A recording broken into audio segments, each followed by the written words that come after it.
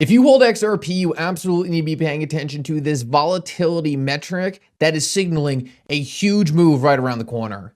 In this video, I want to share with you a brand new chart you probably haven't seen that is going to break down the current state of the XRP price chart and let you guys know there is something extremely exciting coming and could be a lot faster than I think a lot of people are ready for. Like always, you support me so much on this channel. Thank you to everyone who likes and subscribes. With that said, let's jump right into it. And I hope you guys enjoy the content. Let's start this video off and actually talk about something that I believe is so important to understand.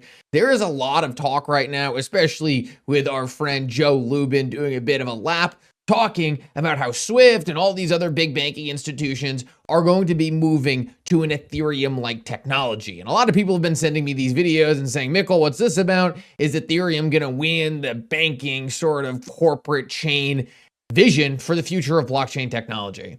And it's so important to understand that what they're doing here really takes a good understanding of how this technology works to really be fully certain that this has no negative implications for XRP.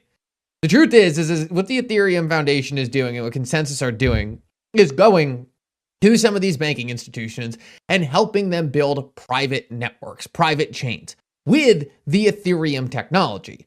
Now, you're probably thinking, oh, that sounds like a huge win for Ethereum. But the truth is, it has nothing to do with Ethereum. These private networks could hook up to the XRP ledger just as easy as they could hook up to the Ethereum chain.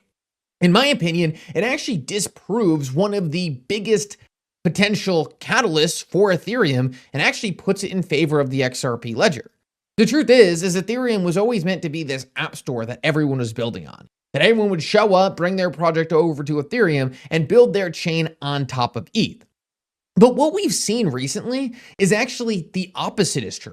While a lot of people come to ETH initially to build and start their project, once they get to a certain size, they sort of change their mind and say, you know what, now we're so big, we don't want to be reliant on Ethereum anymore. We would rather just build our own chain and then hook up to whatever most efficient and effective.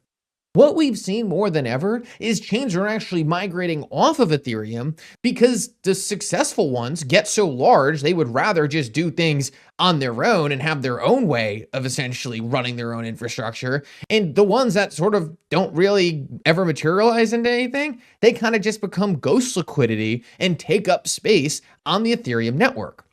What we're seeing, and I've always thought this would be the case, and it really leans in favor of how the XRP Ledger and Ripple team have done things, is that most chains are going to be highly specialized. Most chains are going to have a very specific application. And the idea that Ethereum was going to be this app store that everyone was going to use and build on was certainly a good idea